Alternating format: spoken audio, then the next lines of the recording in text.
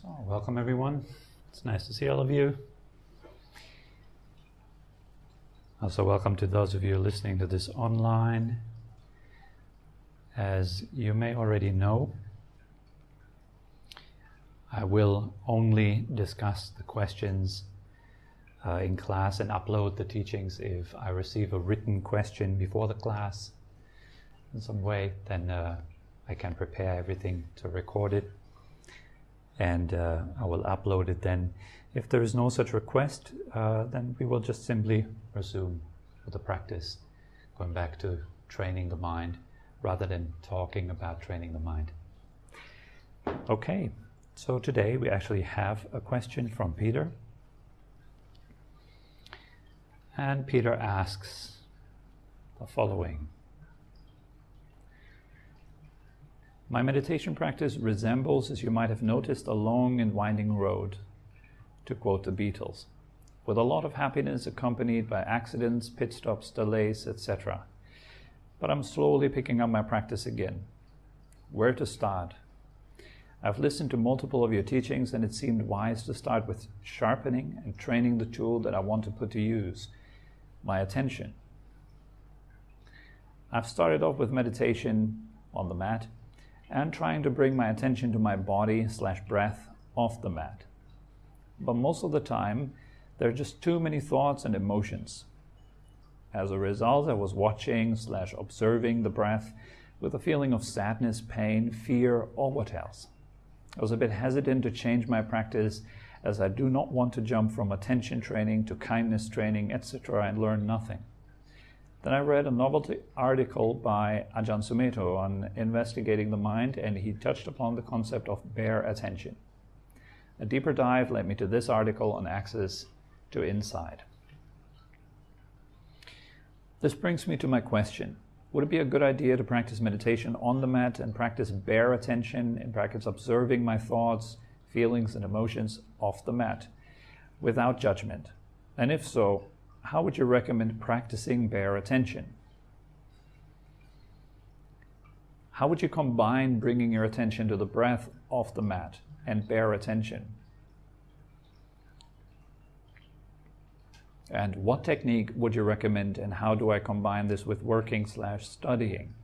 My attention can only be in one place, and that would be following classes.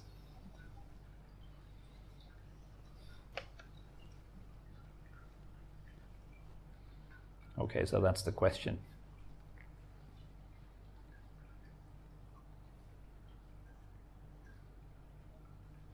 Okay. So first he asks, would it be a good idea to practice meditation on the mat and practice bare attention, such as observing my thoughts, feelings, and emotions off the mat without judgment? Would this be a good idea? Yes, it's a good idea. Whether something is a good idea or not, really much depends on the observation of cause and result. And so when you observe, you need to have a look at, okay, if I'm doing this, what is the result? What's the result in my mind, my thoughts, my feelings? What's the result in the physical world? And in order to do this, you need to observe yourself. You need to look at yourself carefully. So this is where it all starts, really. Just looking at our life carefully. What are we doing?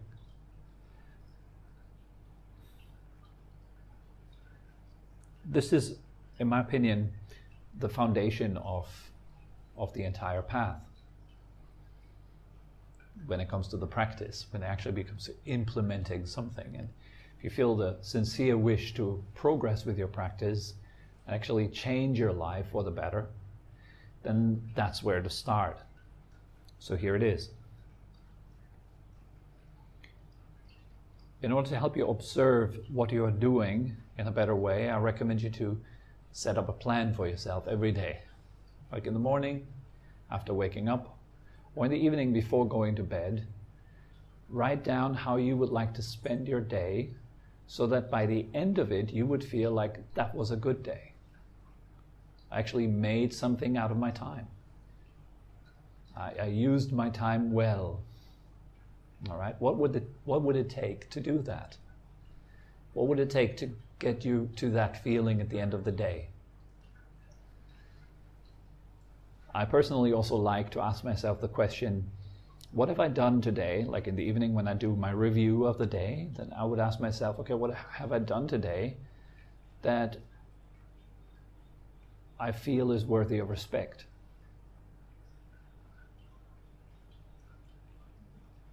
Have I done anything in particular today that I would respect?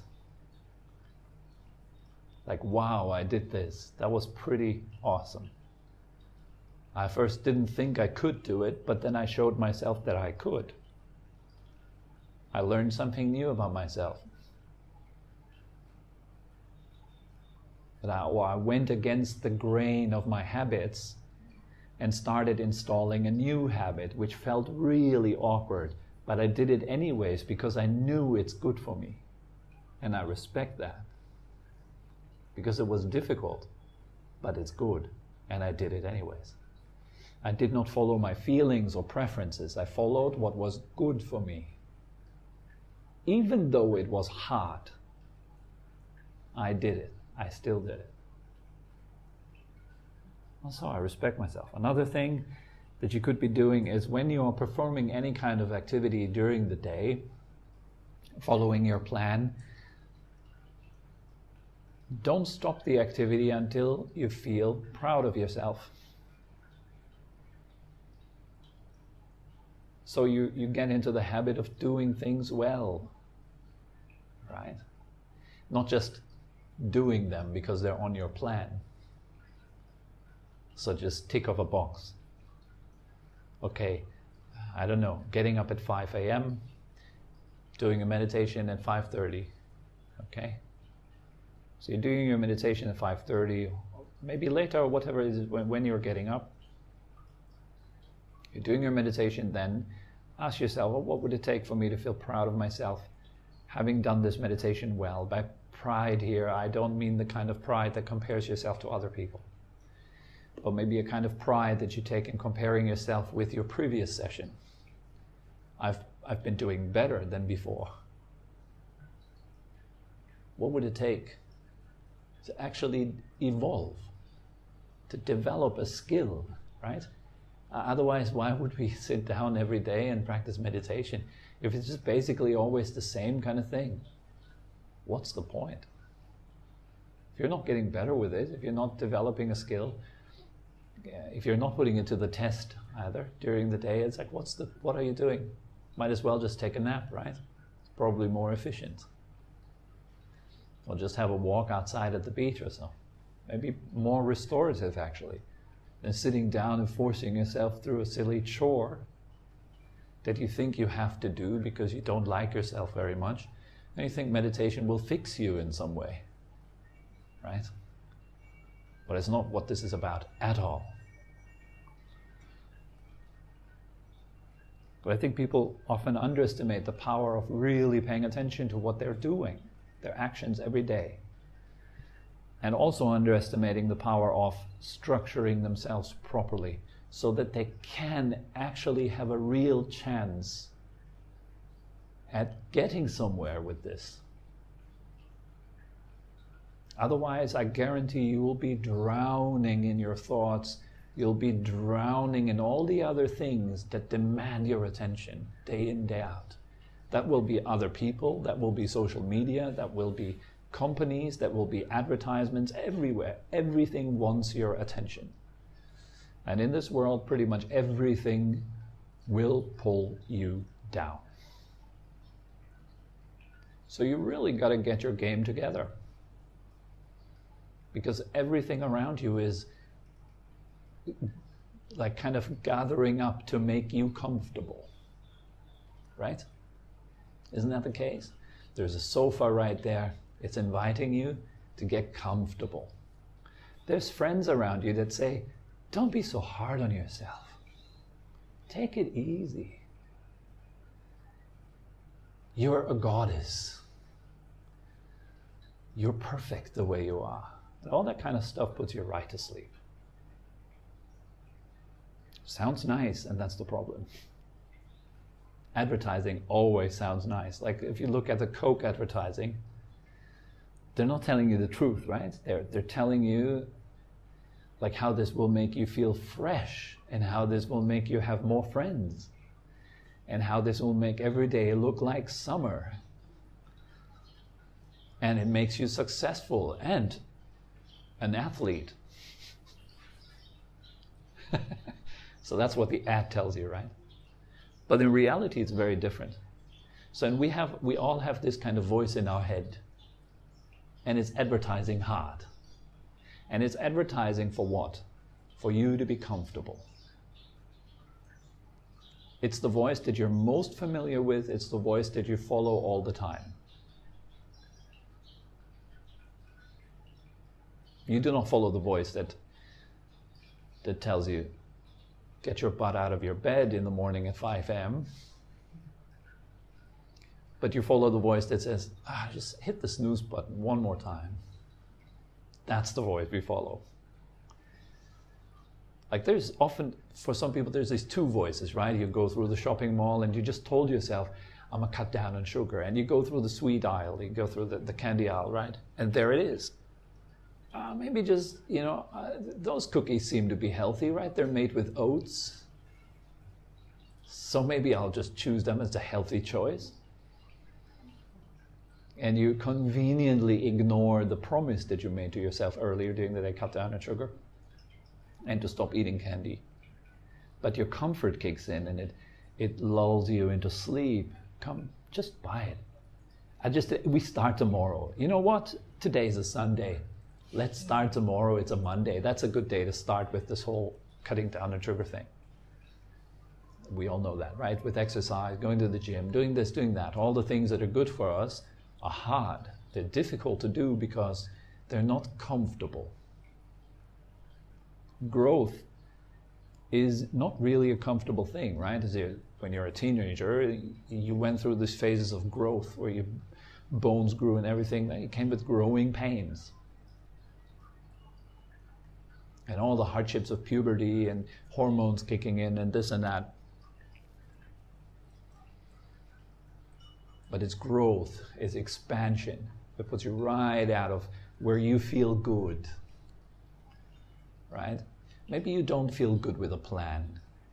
You say, I've tried a plan before, it didn't work out. And so the voice in your head crafts this wonderful excuse. Because it didn't work out before, I'm now afraid that it doesn't work out again if I do it again, so I better just don't even start because I'm dead afraid of failing.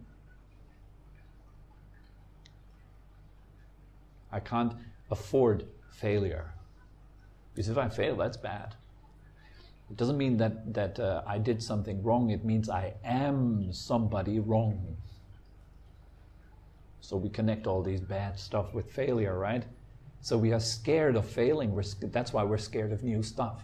We don't want to do the new thing, the uncomfortable, unknown, because we may fail. Oh my God. But you know what failing really is? You all know that. You've read enough quotes online, enough motivational stuff that you've seen in your life. Failing is learning. Every time you fail, you learn something important for yourself. So what if your plan doesn't work out today? Oh my God, you make the review in the evening and you find out you didn't do what you set out to do in the morning. You totally messed up the times and everything. So should you now give up the planning thing? It's just not working out for me. Or is that an invitation to you to do something better tomorrow? Maybe to adjust slightly, maybe try with less things. Okay, so you try less things. Instead of saying meditation for 2 hours a day, you now go for, I'm going to do 5 minutes of meditation today. But at the end of the day, you don't really feel satisfied because it's just 5 minutes didn't challenge you at all. It's like going to the gym and you do the lowest kind of weight and you're already quite strong. It feels unsatisfying. It's like there's nothing there, right? You need a bit of a resistance to feel that you're actually respecting yourself. You need a bit of a challenge, not too much, because if it's too much, guess what? You will give up. If it's too little, you won't feel respect for yourself. Right? So you need to learn as you go, day after day. You need to learn, okay, what am I doing wrong? What could I do better? Isn't that great? You have the opportunity to grow as a human being day after day, week after week. And maybe you need to take small steps at first. Maybe you can take big steps. And maybe you take big steps in the beginning and then you need to start taking small steps for a while. And then big steps again. You need to adapt. Not just think I'm making myself a plan and I'm going to stick to that plan. But you need to have one day, one plan. Forget a week. Forget a month. Just one day, one plan. What would make today a great day? What elements do you all know what you need to put into this day to make you feel like, wow, today I really, really made it a good day. I feel fantastic about myself. You all know what it takes. Right? Like there are areas in your life where you have to say no. And maybe this is an opportunity for you to learn to say no and to get out of this silly people-pleasing game. Like saying yes to people when they ask you something and you don't actually want to do it, and you say yes anyways. And so there goes your time and your self-esteem. And there comes your self-hate. And there comes, because you're hating yourself after the end of a day, there comes the habit very slowly into your life to avoid yourself because you don't like yourself. You're not respecting yourself at the end of the day. So what do you do with people that you don't like? You avoid them, right? You want to be far away from them, and that's exactly what we do. And what do we have to avoid ourselves? A whole world right at our fingertips. And we can avoid ourselves the whole day for weeks and weeks and months. And it's lifetime that goes away. It's chances that go away. And it's regret that builds. You know what you need to do. You all know it. Like as Peter writes here in the beginning, as you might have noticed, a long and winding road. What makes it long and winding, the on and off of the practice? The sometimes yes, sometimes no. What is that? Why is that? Because we are scared of the unknown and we do not know the purpose of the practice fully yet. We haven't reflected enough why to do it. When we have no purpose, we're just kind of doing it because other people are doing it, or because it's in, or because it's that thing that I think I'm supposed to do. I don't really question it any deeper. Something like that. Some people do it for their teachers. Some people do it for respect. Ask yourself why you do it, and then set yourself a clear plan every day. So that's how I would recommend anyone who is serious about actual attainments and progress in their practice to go about it. Well, look, it takes you 10 minutes. You sit down in the morning, you plan your day for 10 minutes. It's not that much. You just make sure when do you do what. And then in the evening you check. Maybe another 10 minutes. Just go through your day, okay? How did I spend my time today? In the beginning it will be shocking. There's a lot to work on, you will notice. It's like a mirror. You can now clearly see what kind of person you are. How do you spend your time? What do you do with yourself? How do you think? How do you move? How do you talk? Where do you lose your time? And to what are you losing it? This is good to see, don't you think? It's uncomfortable, but it's really good to see. Because once you see it, then you can fix it. Okay, now let's come to the actual meat of the question.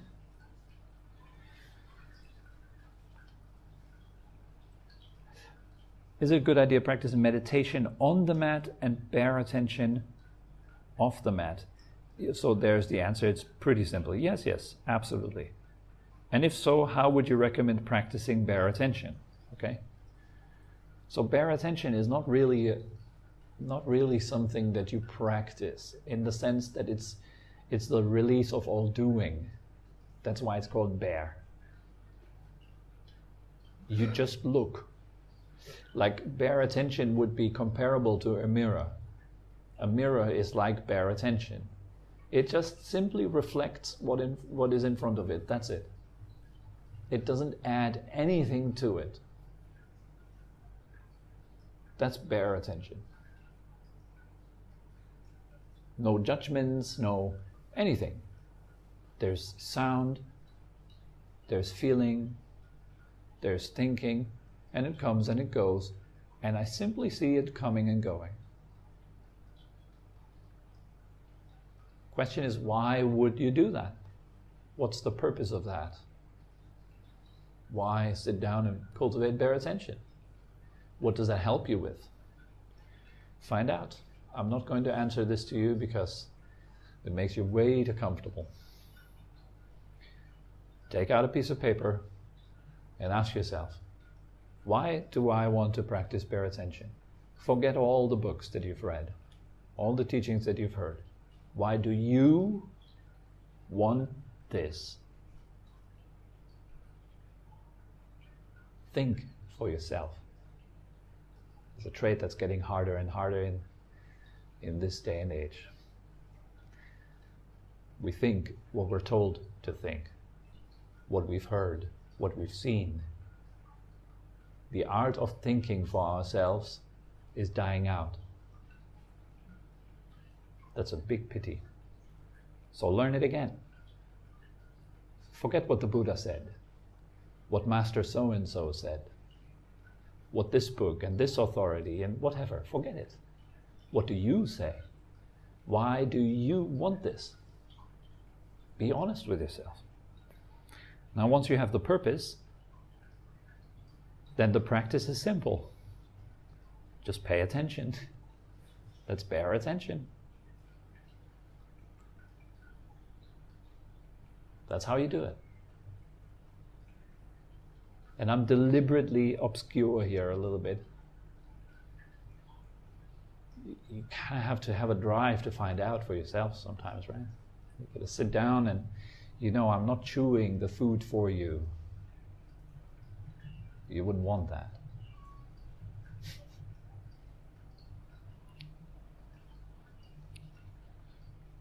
Dare to be a little bit uncomfortable and stay with something that you don't know and inquire.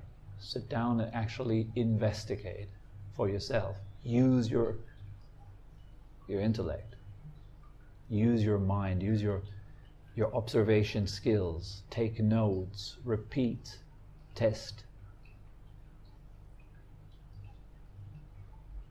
I think one of the problems of book knowledge or book learning with meditation or video YouTube learning or whatever is definitely that people become too comfortable to look, to do the work. And then we kind of fabricate what we expect in our mind. We just produce it in our mind and we are satisfied with that. How did the Buddha do it when he went into the forest? Without any books, without having anyone that has reached what he has attained to tell him what he needs to do. He just wanted to find out, and he did not want to let it go until he found out. That was the degree of his hunger, his desire for the end of suffering. If you have that, you're just fine.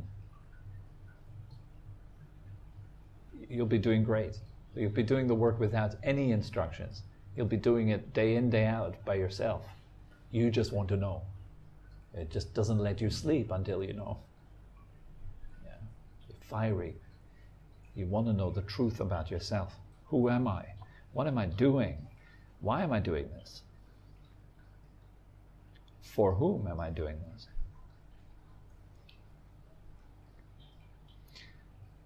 So here's another question. How would you combine bringing your attention to the breath of the mat and bare attention? How do you combine bringing your attention to the breath of the mat and bare attention? Why combine this? Because bringing your attention to the breath is an activity and bare attention is not. This is like the mirror trying to do something and then at the same time not doing anything. So you're either bringing your attention to the breath or you are using bare attention. If you are in bare attention, there is nothing to try, nothing to accomplish, nothing to achieve. It's like, what does the mirror want? It doesn't have any agenda, it just reflects. That's all it does.